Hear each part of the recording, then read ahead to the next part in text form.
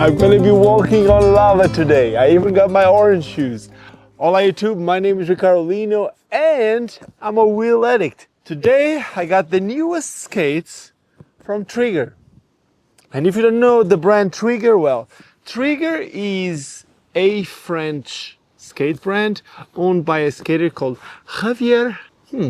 What's his last name? I don't know his last name, but he was an amazing skater. He used to be part of the team Nomad, and I met them like 15 years ago with Greg Mesurian and a couple more guys in Lisbon, and he was amazing. He could true spin topside, everything. But anyway, he started his own brand a couple of years ago.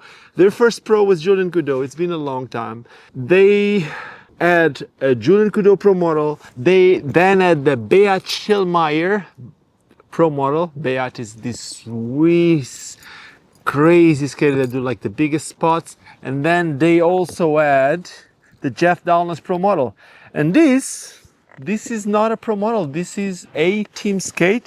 This is also their first hard boot skate. Now this skate has something very interesting, and I'm going to show you in a second, and I'm sure you will understand or you recognize this.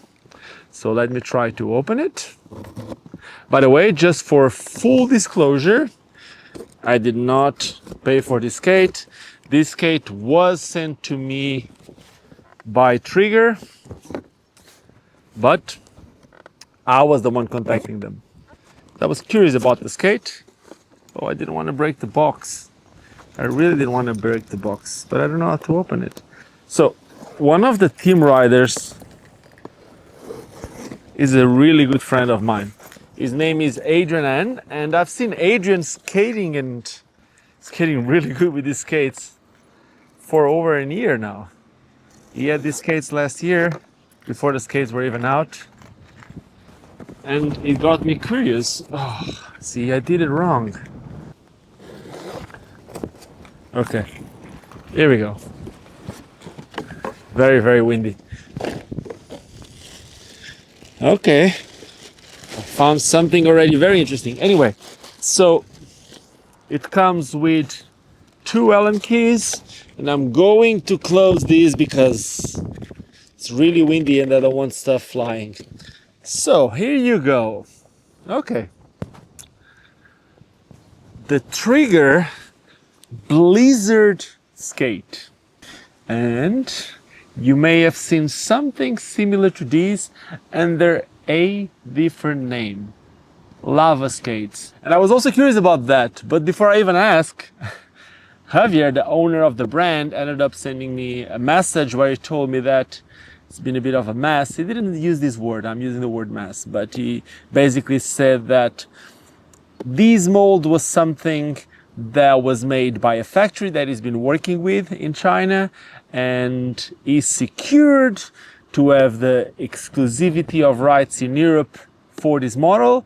But then someone else under the name Lava ended up coming and started selling these skates first out of China, then in the US, and now apparently there's other places in Europe. I think it's the UK, or at least they have a pro model from a UK skater.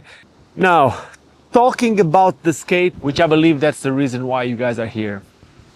Dude, first thing is, the sole plates are huge. These things are massive. Like, I can see why some of the skaters like this so much. The sole plates are really, really big. Even the negative, it's like 2 full fingers negative and like 2.5 fingers. Like, this is, I would say, almost like shadow size. It's insane. And even when you look from here, it's like insane. It's really, really big. So I didn't really knew if this was going to come like with anti-rocker or flat, but I guess I didn't do my homework. I know that some of you actually get frustrated because I don't know a lot about these products at first, but I want these videos to be like these. I know a little bit about some of these products, but I don't go really deep into learning about these skates before this video because I like to see them and discover it too with you guys. So this is something that I didn't know. I didn't notice that this skate was a flat setup. I was expecting it to be anti-rocker, especially because the first skates from Trigger, the previous ones, they were actually freestyle. They come with a freestyle Trigger frame. And I think this could also be a cool thing to come with this boot, but yeah, they come with their own frame, which again, I think it's similar to the one that comes on Lava. Now, the wheels here, they have a profile that seems very similar to the Dead Wheels profile, which is, it's roundish, but it's not full radius. So it's a little bit round. And this is a 59 millimeter 90A. The bearings, they are ABEC 7. And the frame somehow reminds me a little bit of the Featherlight frames, but it is not a ground control. You need 2 Allen keys. So the Featherlight from ground control, they have one of those one-sided axles. It's not a one-sided, yeah, it's a one-sided axle. Basically, there's a certain shape on the frame that, well, usually, which is the long part of the axle, you put it here, and then you only need 1 tool. With these, well, you need 2 tools to take them out. It's a UFS system. I'm still curious to see what's underneath, because the truth is this boot reminds me a little bit of a free skate boot. I don't know if it's because of the vents here on the side, if it's because of this long slider reminding me of the power slide next. So it gives me some free skate vibes. So I'm curious to see how it's underneath. Also, it comes with this 45-degree ratchet buckle to keep your heel in place, and a plastic top buckle. You can change the cuffs, so it's not riveted. The cuffs, they have a screw here. You can also change the buckles, all of them. You can even change this slider. The liner, I remember that the liners that came before, not the liner, it was like the skate was a little bit, it was like a soft boot skate. I don't know how to explain. I think it was a soft boot skate, and it had the built-in liner, and the liners were quite thick. They're puffy. At least I remember the Beachelmeyer. I remember there was a lot of foam, so it was hard for me to put my foot in, but then it was really, really comfy.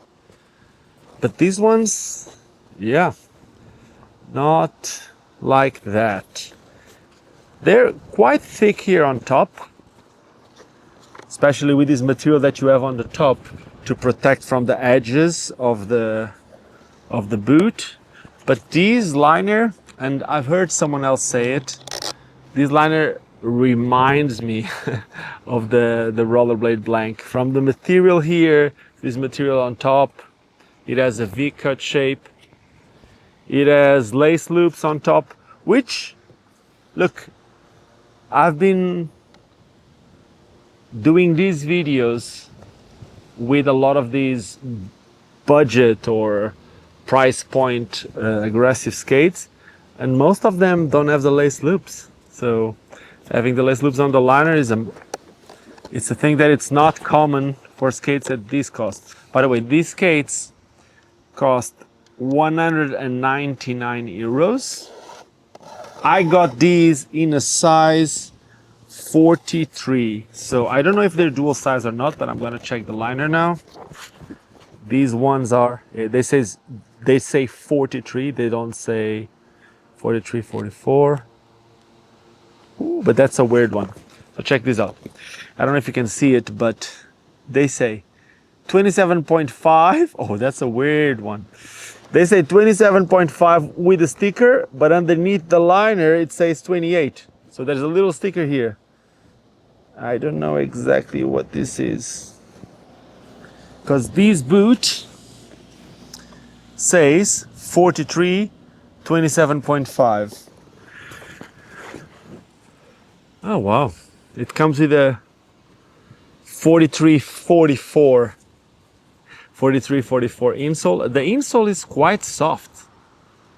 That's cool, really soft.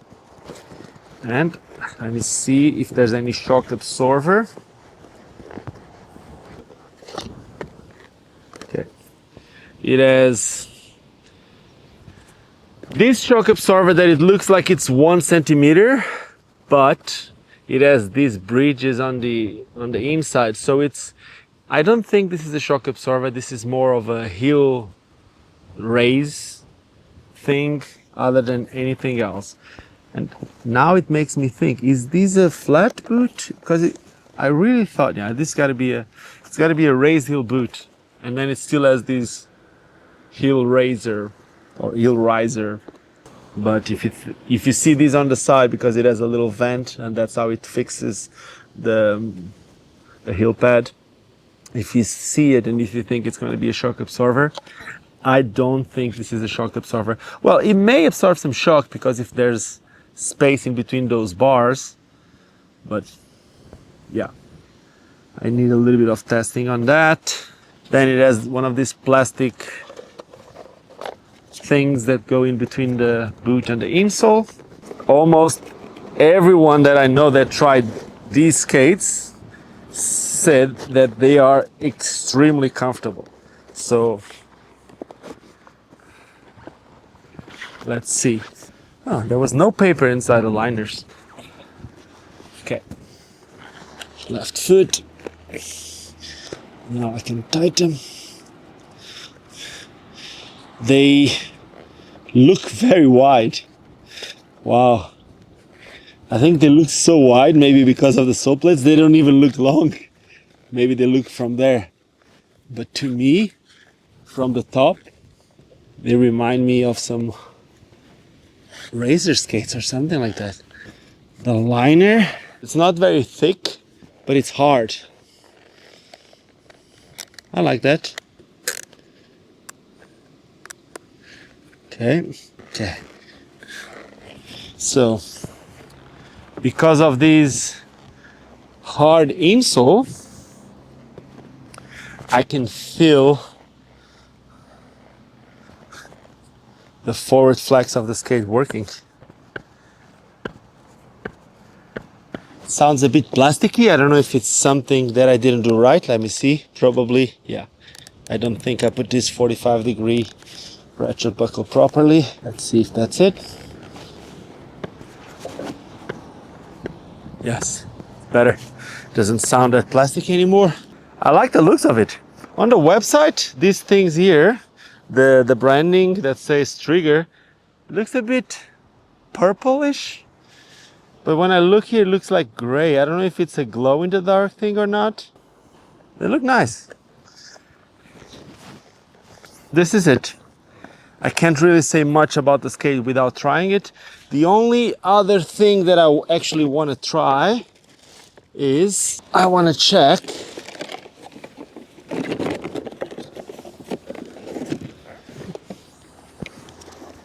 if this thing is like a free skate underneath or how it is underneath. Very curious about this. I know that Trigger also makes free skates now. They make a lot of stuff. So Trigger right now, they've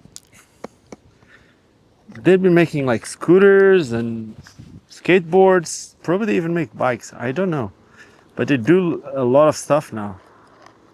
Which they're trying to be, or they are, more of an action sports brand than just a skate brand. I don't see anything wrong with that. I actually like the idea. It's like you can fund certain segments by getting some money from other segments.